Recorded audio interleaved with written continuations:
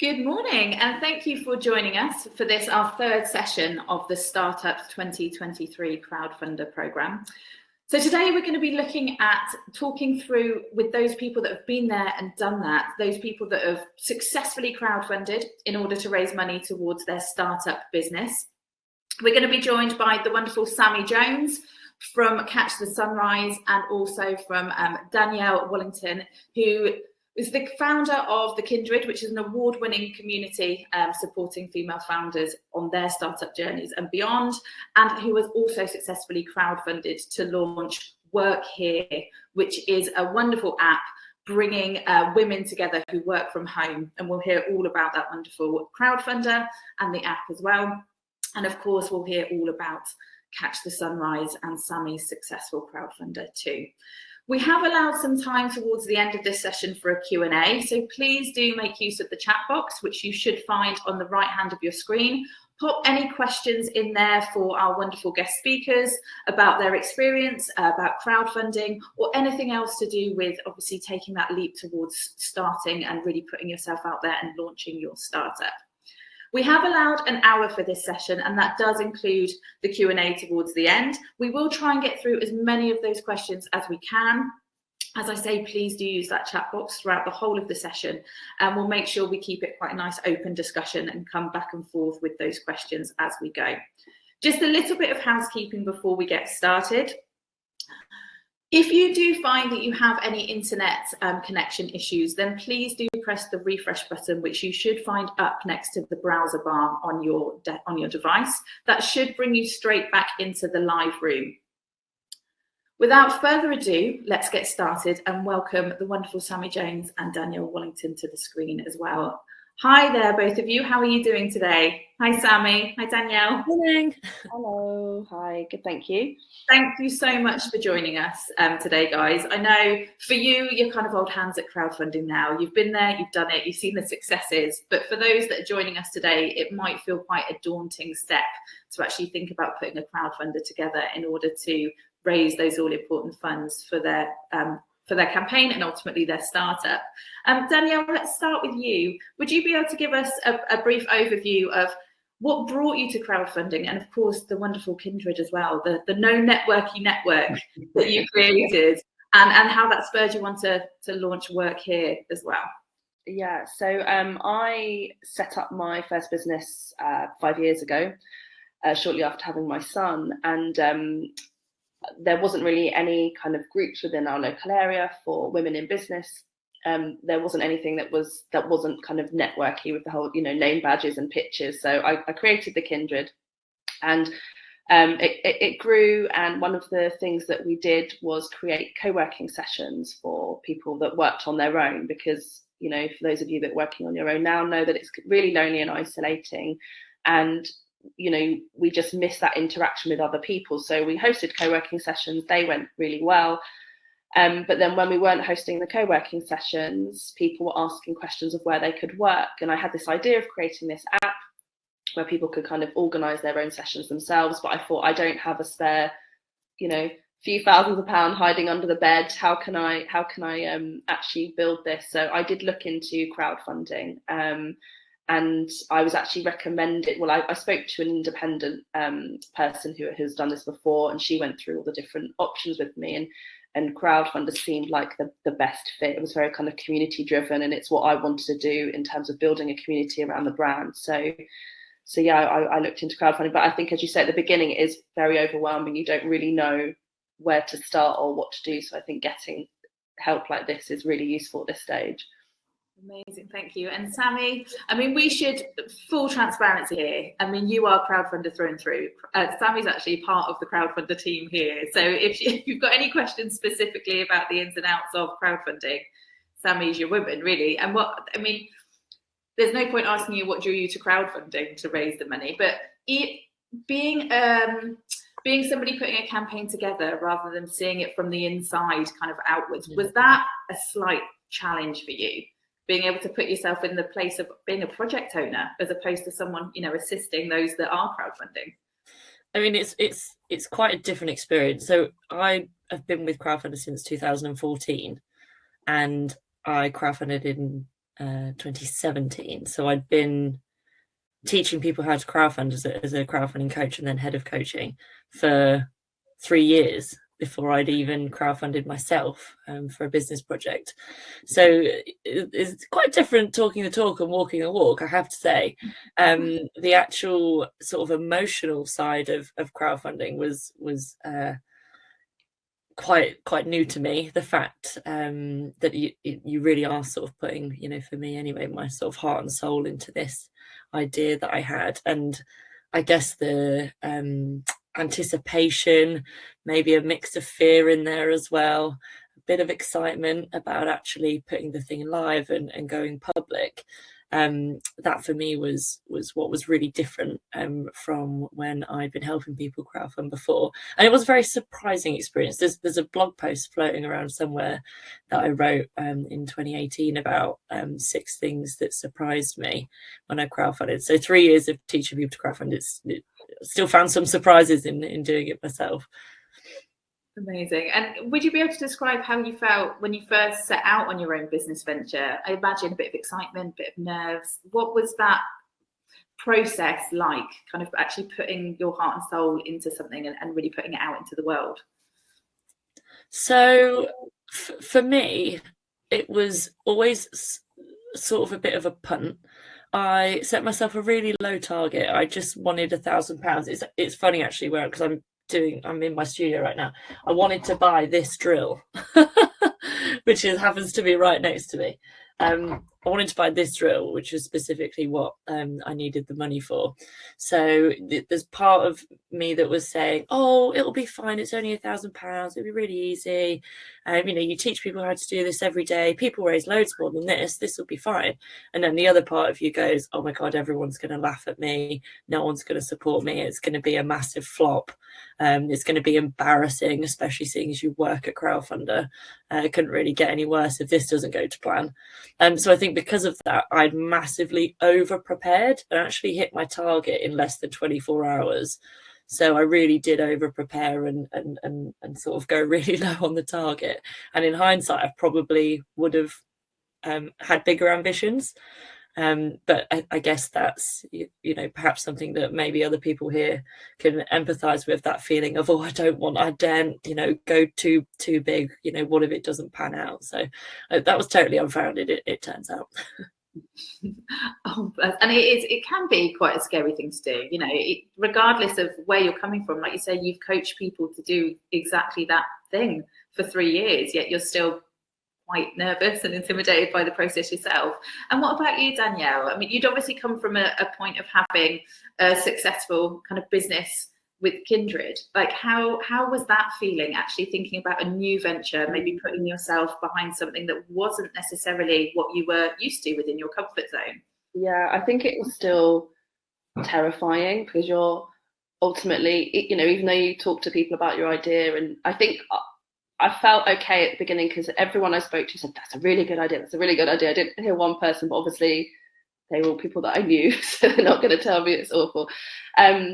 But it is still really scary, because you are putting yourself out there and you're kind of saying, please, can you give me some money for this idea that I've got? I know obviously people get something back for it, but I think it would be not normal if you weren't a little bit nervous. I think that's quite a good thing, because it kind of keeps you on your toes, it keeps you motivated. But I think it's completely normal to feel with anything when you're starting a new business, if you're crowdfunding or not crowdfunding, you're being vulnerable, you're putting yourself out there, and it is that kind of fear of failing, I suppose. That's the kind of scary thing. And what if it doesn't work out? What if I don't reach my target? But I think at the very beginning I was, if it doesn't work out, then it's obviously not meant to be, or we'll try again. So it's, I think, having that mindset of, if it doesn't work out, then let's look at why, and rather than just being, obviously I would have a cry and lock myself in a room. But I think that's a really great attitude to have, though, and that's a really lovely kind of advantage, if you like, of using something like Crowdfunder as a platform to actually think about raising the money for your startup. It's a little bit of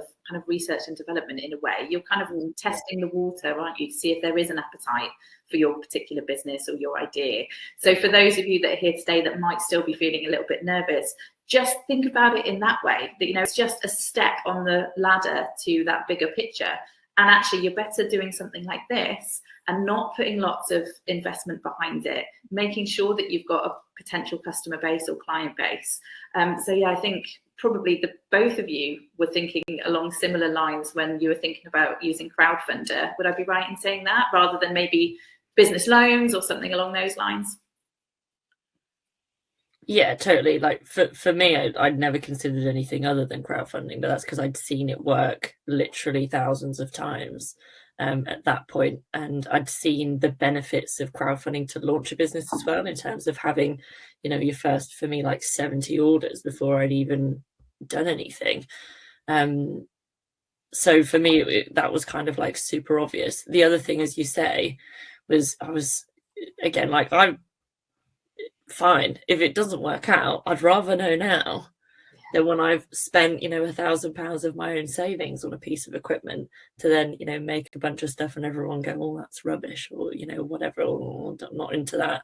So I'm like, I'd rather find out quickly if I'm onto something. So for me, it was like a really good way of just putting it kind of out there and being like, right, what do you think? Do we like this? Does anyone want to? Okay, all right, yeah, okay, great. And that was that.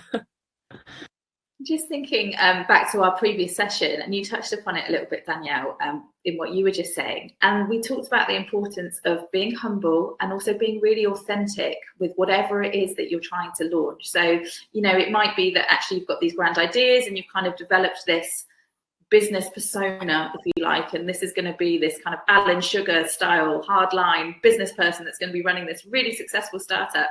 Whereas actually, if you go into it with that mindset, you have to maintain that, because at some point that's going to become a bit of a, you know, you're going to become a bit of an imposter in the business world. You may well fall down and trip over yourself. How important and how scary was that for you guys to both remain kind of authentic and really put yourself behind these ventures? Did you find, Danielle, that potentially already having something where you had, you know, customer base and you'd already developed that, what's the word I'm looking for, developed that network around you, was possibly less scary, or did you still find that that was a bit hard to authentically put yourself behind this new venture? Yeah, I do feel like that gave me a little bit of a benefit, because that's how I'd kind of built my previous business before, was just kind of going, look, I've got this idea, what do you think? I've always kind of built with people around me, getting feedback from people. This is why the campaign's great, because you're constantly getting feedback and asking your audience, asking your backers, you know, what do you think of this, or what would work for you? So I think being really honest and open about your plans and kind of updating people as you go, because people are more likely to kind of back you if you are being honest and saying, oh, actually this didn't work out, than if you're just pretending to be this person that you're not. So I think just taking them along the journey with you, being totally honest, and I think that does make such a difference. But obviously it's hard if you're not used to doing that, but people respect that more, I think, if you are, you know, people are just, and I think they can relate to you more. They're saying, actually, this person is just wanting to create something. You know, I want to go along and support them and help them. So I do think it makes such a difference when you are just honest with people, and you know, not kind of making these grand plans like you're going to take over the world with, you know, one step at a time, maybe in a you know, a few years, but just be completely honest. I think people respect that a lot more. Yeah, definitely, completely agree. And it might be that you have, you know, a brand, and of course you want to be able to make sure people are aware of the brand, and that might not be you as a person, but it's about how you deliver that, isn't it, Sami? And you're somebody who, you know, Catch the Sunrise it's a wonderful, gorgeous jewelry brand essentially, but you are the person behind that. So how was it navigating that kind of balance between this is Catch the Sunrise and this is me, Sami, the project owner, to get people to kind of come along for the journey? Did you find that I mean, looking at your page, we can see just how beautiful it is, but it's very personal as well. There's lots of glimpses of you as a person. And obviously with your background, you know the importance, but any advice to those here today about striking that balance between those two things? Yeah, it really does to some degree depend on the kind of business that you're looking to run. I think particularly with sort of creative businesses like jewelry or whatever, people are interested in the person that's doing the creating. Like, where are the ideas coming from? You know, these hands are the hands making all of this stuff. So that very much puts me at the center of it. Honestly, Zoe, I don't own a single piece of clothing that isn't Catch the Sunrise colours. I wear, live and breathe the Catch the Sunrise brand at all times throughout my life. All my home decor matches the branding, etc. That's because the brand is just what I like. I made it that way. It's not the other way around. Catch the Sunrise matches what I like. So for me, like, the two slot together like really easily. It's very organic. The whole sort of concept behind it is just 100% me. I only wear Catch the Sunrise jewelry because I make what I like. I make what I want to wear. So, you know, we are one in the same. But I think it is important to make yourself part of the story. I think there's probably in the olden days, probably less so. And, you know, as you say, people were maybe perhaps doing more of a, this is my business persona, I have a telephone voice, you know, etc., etc. Whereas I think these days, particularly, you know, I hate to use the old tropes of like, oh, everyone's on social media, but it is true. People are used to seeing behind the scenes now. People, you know, celebrities even, you know, sharing a picture of their, you know, kid learning to ski, you know, or whatever. People are kind of used to seeing sort of figures as real people these days. So if you're not doing that, it does come across as very inauthentic. So I think, like, even more than when I, you know, crowdfunded in 2017, it's become more and more important. I completely agree, and we touched on that in our last session, which are all, the pre-records are all available to people to watch back through if they didn't get a chance to be there in person. But we talked about, obviously, the advance of social media and things like TikTok and people wanting to see a day in the life of or behind the scenes of, but also going back to that kind of authenticity. And I think there is a real shift with people at the moment. And we've often had the question about how, you know, the economic climate is affecting crowdfunding. Do people still want to donate to business startups with the cost of living crisis and everything that's happening?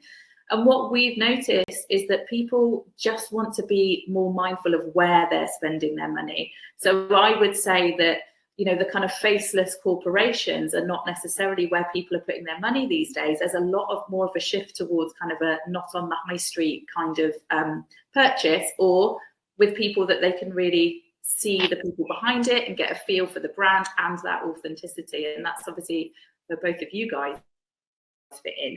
How did you find connecting with your supporters and that, you know, potential customer base or the community around you? Danielle, let's go to you. Was there any kind of hints or tips, advice that you might give in how to really connect with those that you're hoping to support you?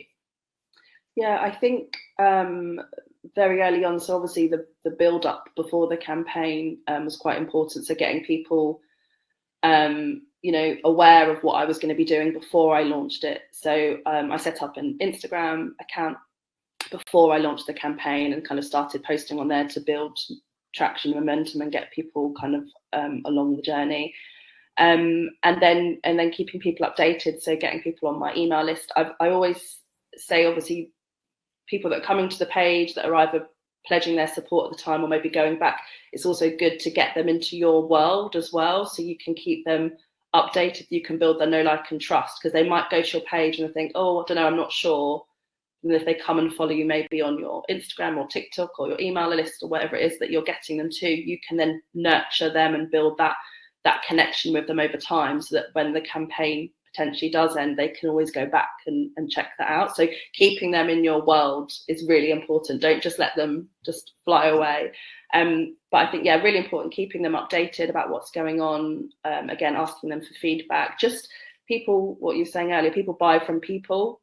So they want to know you, they want to feel like they know why you're doing, understand, you know, your purpose and your mission of this business and why you're asking people for money. So it is really important to kind of to stay connected with these people, because, you know, obviously every little pound, every money that they pledge towards you is so important. So making them feel part of it with you is really, really important. And it's not just, even though it is you doing it on your own, it doesn't feel like it is when you do have this kind of community of support. So yeah, it's really, they're part of it, they're part of the journey. So amazing. And from a supporter's point of view, I've supported a few different business startups via Crowdfunder.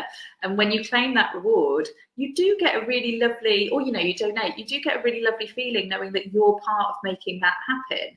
And especially if you've got a very engaged project owner who, like you say, is kind of bringing you along for the journey, you automatically become an advocate and you start talking about this wonderful business or this wonderful, you know, startup. Well, it might be benefiting your community. You start shouting about it, but you absolutely almost have that feeling of, I made that happen, which is a lovely feeling to have as a supporter.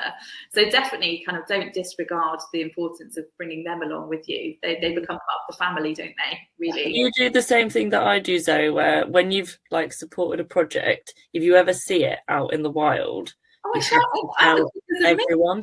Like, there's been quite a few breweries and beers and wines and gins actually that all crowdfunded, and whenever I'm in a bar and I see like Sibling Distillery or Toast Ale, I'm like, look, and people are like, God, we're so bored of hearing about this, all these things that you've supported through crowdfunding. But it is, you are like, it feels like you're on the team, like you're part of that now and you need to tell everyone. But isn't that brilliant in terms of, we all know that in terms of promotion, word of mouth is so strong. So having a group of people that are constantly talking about your brand, your company, your business, whatever it might be, that's invaluable, isn't it? Like, you can't really buy that. And before possibly you've even launched, before you've got that product out to test or whatever, people are shouting about you and really excited to see what you're going to bring. So from that standpoint, crowdfunding, I think, is a really, really valuable tool for all of you that are here today. And what about you, Sami, in terms of connecting with those supporters? From a crowdfunding perspective, any hints and tips on what you know works in success stories?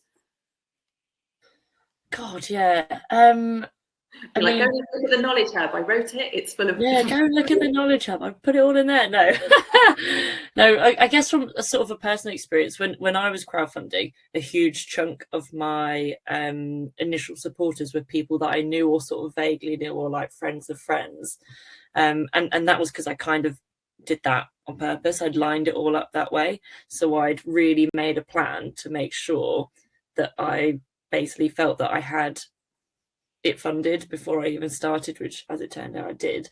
But I had all these people lined up. I'd even, like shown people rewards and told people about rewards, and they'd gone, oh, I'll have one of those. And, one of the rewards I did was like a ring making workshop. And I had someone who said, oh, my 2 daughters, I'll get that for them. Okay, great. So I'm going, right, I'll tick, well, they're having that. And I'd sort of lined it all up and made sure that I had rewards for all the people I was talking to, because there were some people that was like, oh, I don't know if I'd want to choose a piece of jewelry for someone else or whatever. Is there something else? And that's how I came up with the ring making workshop, like as a thing that people could do as an alternative. So really, it was kind of a really ongoing conversation. Similar to what Danielle was saying, like I didn't just start talking to my crowd when I went live. I kind of built the whole project and the campaign around them.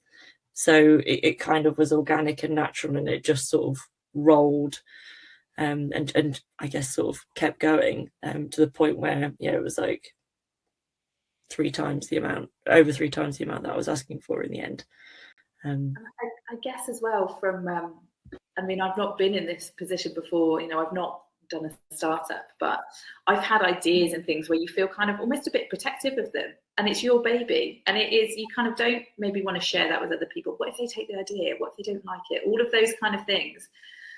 But those ideas will never come to fruition, will they? Unless you do take that leap. And I think, do not be scared or shy about talking to friends, family, people that love you and want you to succeed regardless, are going to give you hopefully honest feedback and also positive encouragement in order to push this idea forward.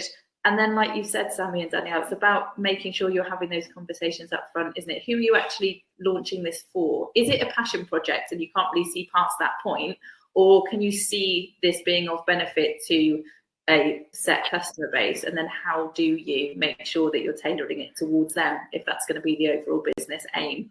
Really, really kind of important advice there from both of you.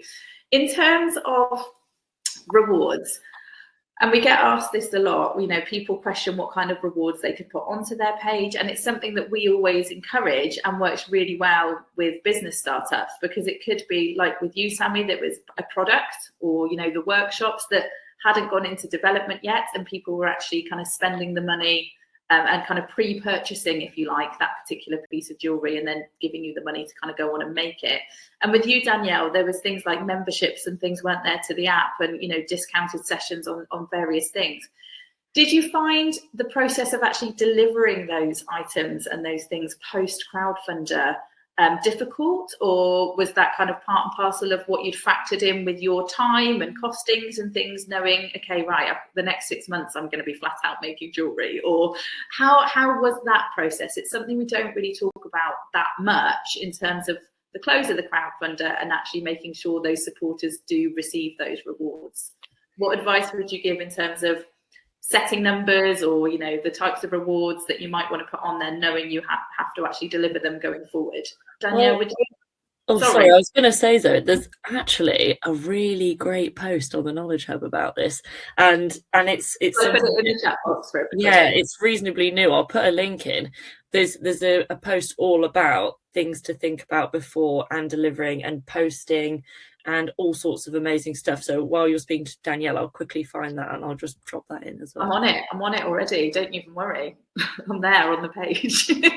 What was your take on it, Danielle? Did you find, because a lot of yours were kind of, you know, memberships to the app and things like that, was that relatively kind of simple to orchestrate post crowdfunder? Or I imagine there's still a time element involved, and obviously your energy in order to deliver those. How was all of that?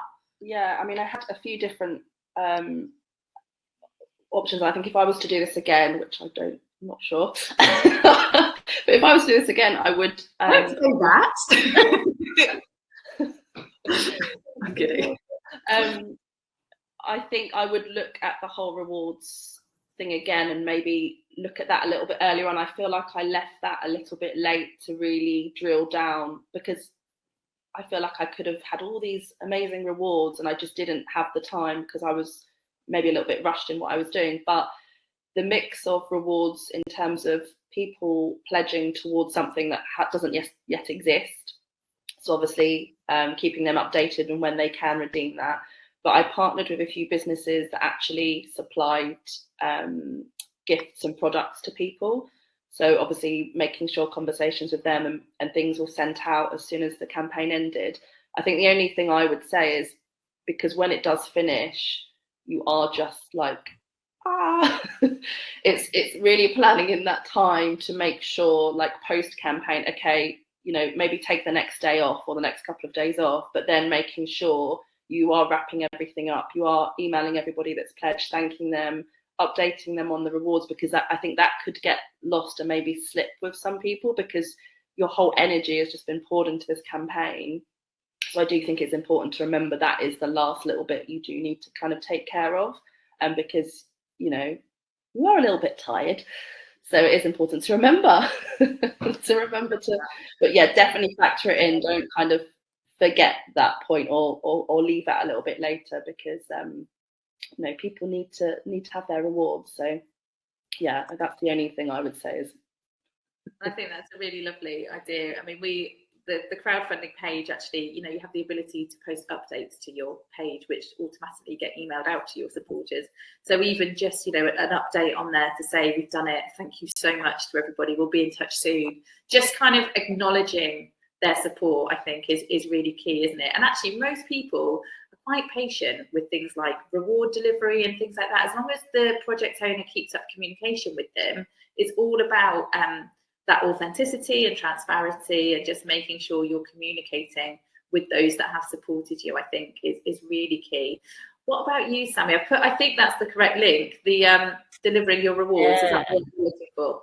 Yeah, that's the one. It is good, that blog. There's some really key stuff in there that is like so instrumental. So things like when you're working out your rewards, working out like how you're going to package them and how you're going to post them. Because, for example, if you are posting something like, what have I got to hand? A necklace, and you post it in a flat box rather than like a traditional sort of jewelry box, if you like, it counts as a large letter in Royal Mail, and that saves you £2 on every single one that you post, you know, and all these little things, and all of those sort of tips are in there. And things like, if you get a click and drop account with Royal Mail, then you can buy all your postage online and it's cheaper, prints all the labels for you, got a little label printer, and then all you have to do is stick them on. So rather than writing 70 addresses on 70 boxes, which takes ages, you just stick them all on, and you can upload from the sheet that you download with your supporters details straight into the Royal Mail app. It's really cool. I'm all about automation and saving time.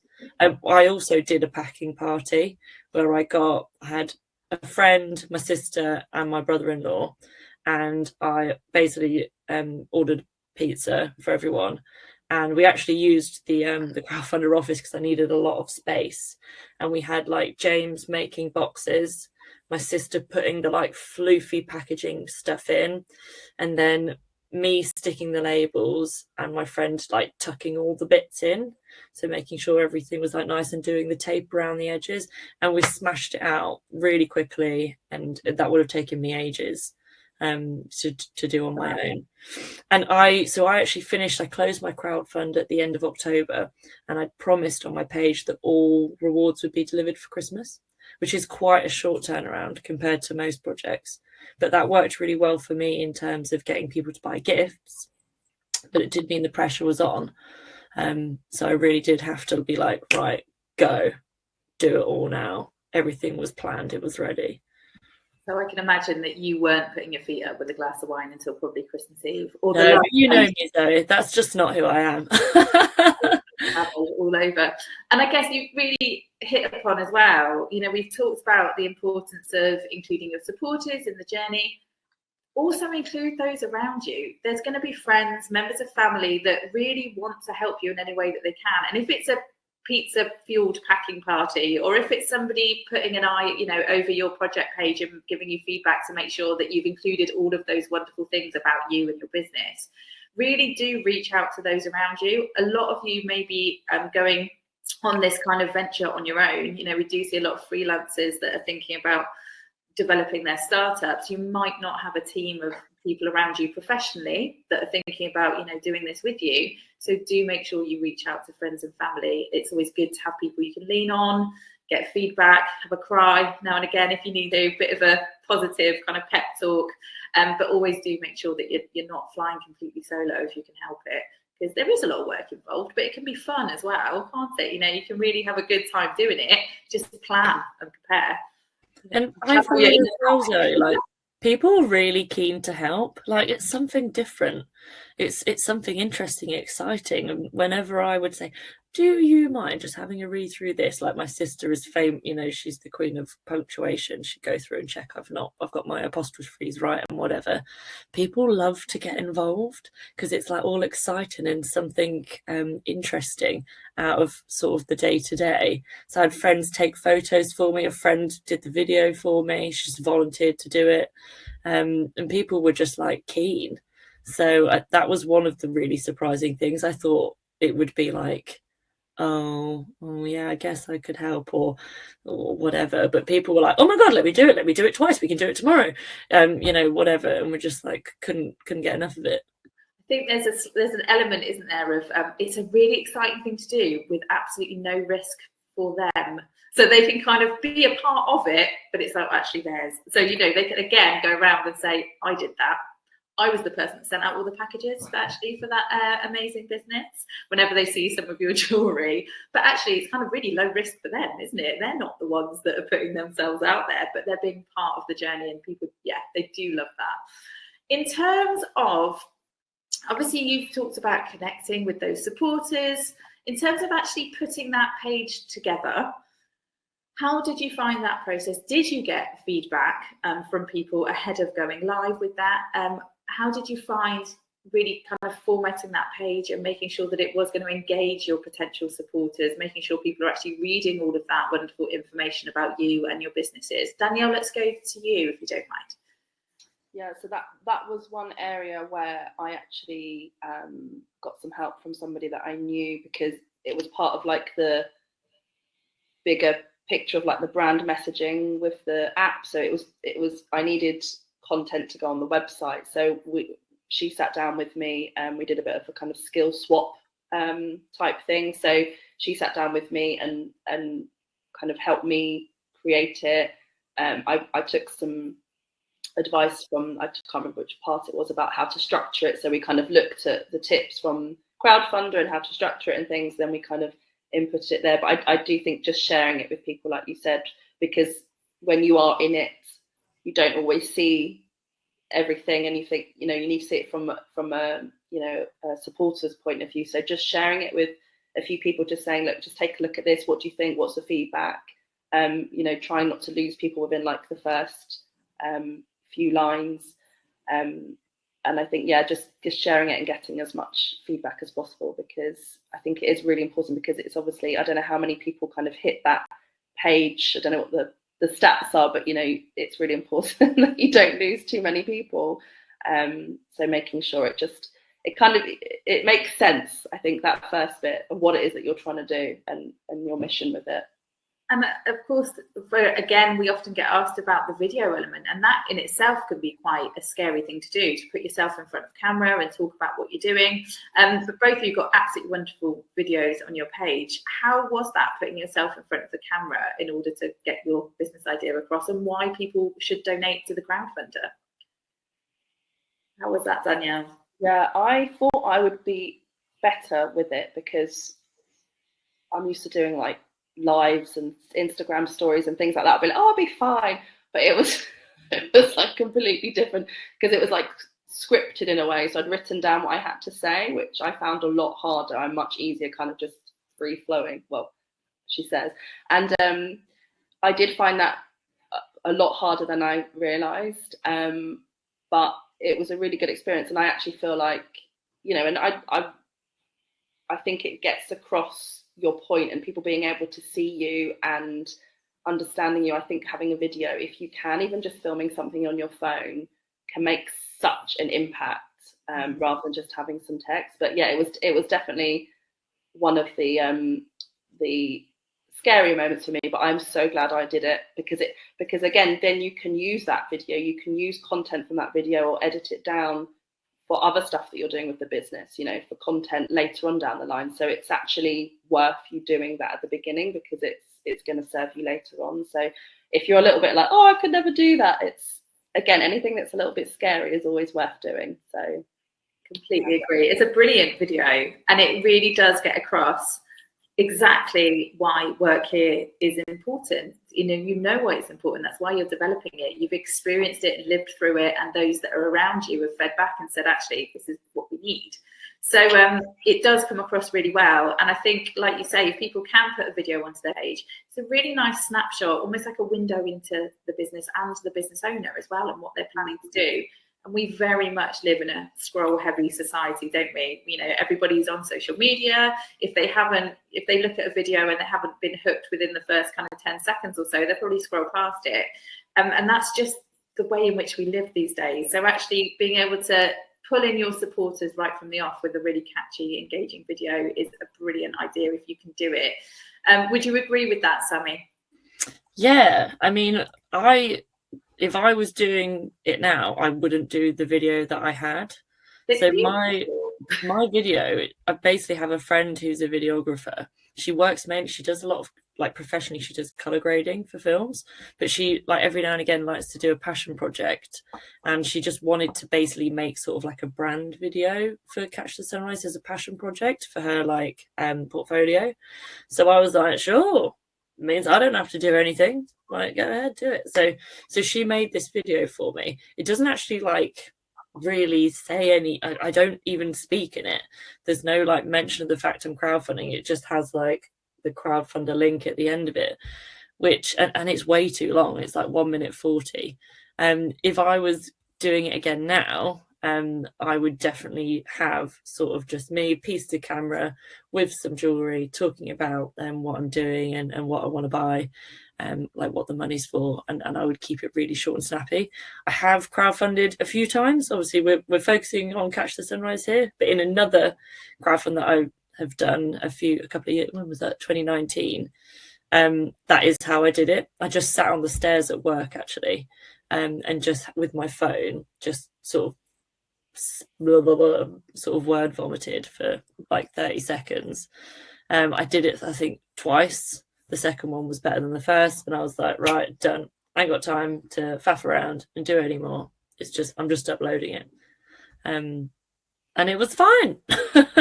So I didn't sort of, and it took like a whole day of filming to do the Catch the Sunrise one with my friend, and obviously she edited it all and she put music on it and all sorts of stuff.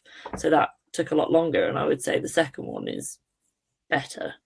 That's probably more engaging, isn't it, for your supporters in all honesty? And that goes back to, we've talked about it all the way through each session that we've run so far, is being true to who you are as a person. That is what people are going to get behind, as much as the idea that you've got, which is going to be amazing. But don't be scared to put yourself out there. And if you're somebody who isn't that comfortable in front of a camera, like Danielle said, everything that is scary is probably a good thing in the long run. Just do it with a friend, have a laugh with it, enjoy it, embrace it, and actually you'll be surprised at the results. And it can be captured on a phone. It doesn't have to be highly edited drone footage or anything like that. It can be done nice and cheap and cheerfully, but it will probably connect with supporters the best, I would say, if you have the capacity to do so. Just thinking of, we've had some brilliant questions come through in the chat box. So I want to make sure we can get through as many as possible. Before we get started, is there any takeaway advice in terms of your crowdfunding experience, obviously how important those supporters are that you could connect with, and how you may still be reaping the benefits of that post crowdfunder and where you are now in your businesses?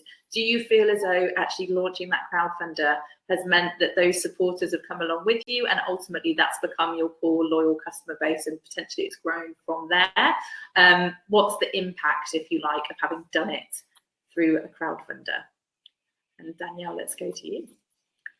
What am I starting with? What was the first question? So any kind of golden hints and tips on crowdfunding and that potential importance of getting that customer base in such a way as going through a crowdfunding campaign? Yeah, I think, I was thinking of this the other day. I need to do some sort of like my top 10 tips blog or something.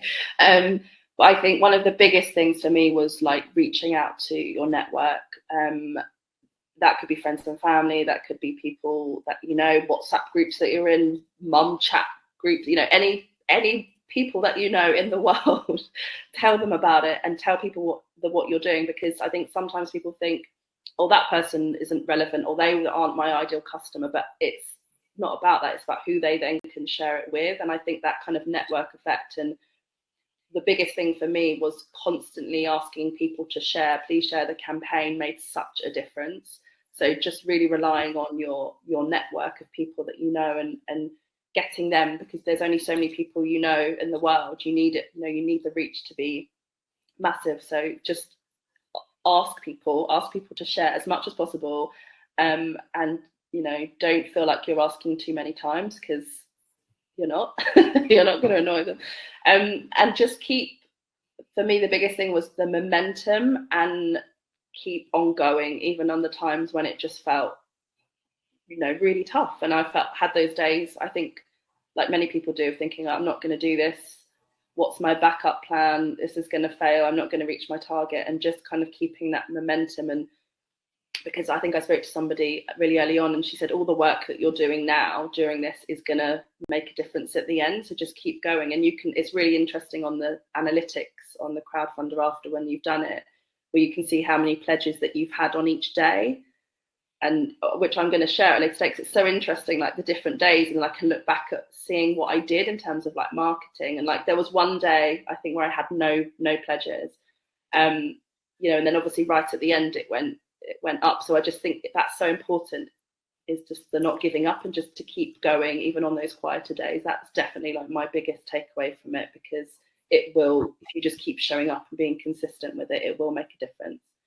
And then, yeah, the supporters, obviously the app isn't built yet, but you know, we had 421 backers, I think. So there's people that have, you know, invested in this for when it does launch. So I've got like the early adopters already on board, and I've got people, and it's kind of just been amazing. Everyone, I know I've just seen a post this morning, somebody saying, oh, I'm looking at raising funds for my business. Someone who I don't know has then tagged me in it and said, oh, somebody called this as crowdfunding. So it's like that effect of people just talking about it and getting on board has been amazing. So it's great for PR. Crowdfunding is really good for that. So yeah, the supporters have kind of stayed with me along the way, and they've, you know, become people that I've chatted to online and, you know, connected with. So it's been amazing. Awesome, that's so good to hear. And what about you, Sami? What would be your takeaway piece of advice? Someone that's been there, done that, and from the other side. Many t-shirts. Yeah, I totally agree with Danielle in terms of sticking with it. You will have days where you'll get not a single pledge and you'll be like, this is the end, it's all gone, no, I'm never going to get a single pledge ever again.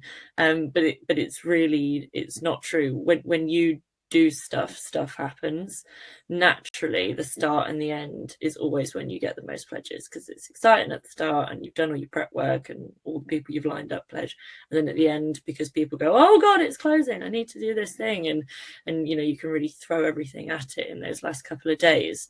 So I think sort of being aware of that, being mindful of it, and having a plan for how to do something new and interesting, so you almost get like a start again. So whether that's releasing a new reward, you know, in the middle, which makes it go, oh, that's exciting again. And I've got one person who pledged 8 times, so people can come back and do it again.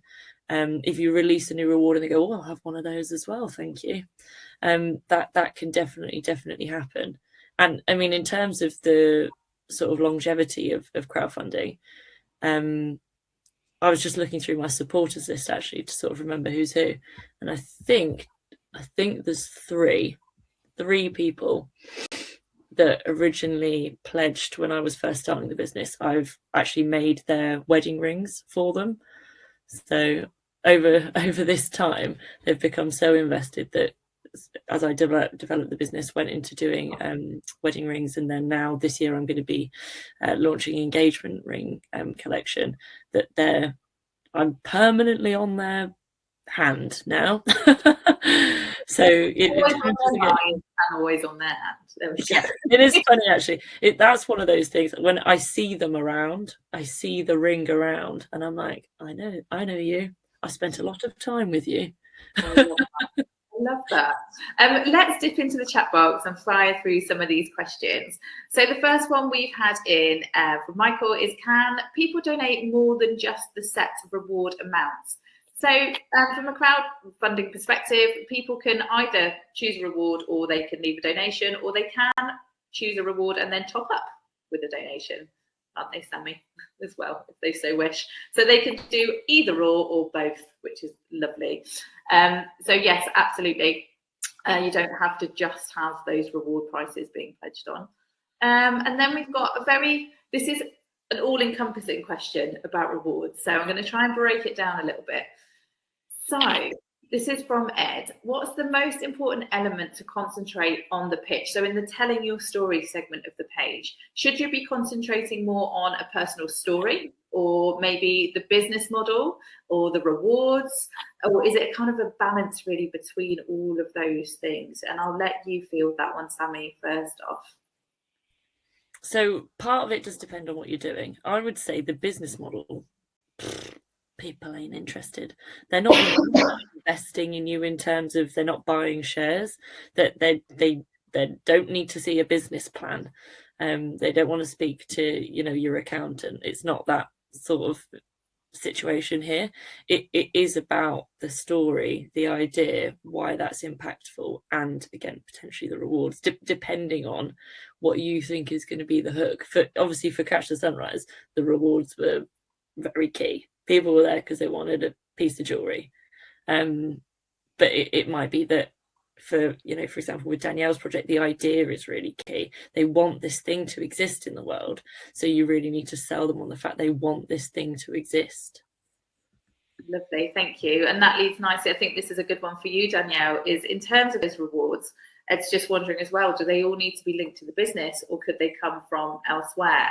And I think you mentioned earlier, didn't you, reaching out to different businesses that actually provided rewards for your page. So a nice mix is often encouraged from our point of view at Crowdfunder. How did you go about that? Was it a case of tapping into your existing network, going out speaking to people? Yeah, I think, rewards that I knew that my customer base would also be, would also want to pledge towards, so having that kind of crossover. I just approached some people because I'm launching it locally first.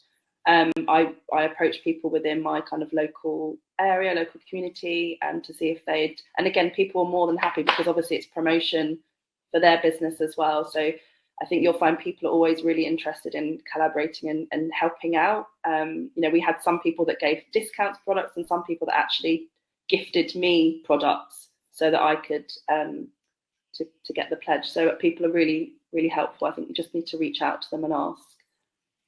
Amazing, thank you. And yeah, collaboration, we love a bit of collaboration and cross promotion as well. People love a bit of, you shout about me, I'll shout about you. We're both doing wonderful things. Brings people together. It's great. This one comes up quite a lot. This is one from Brian.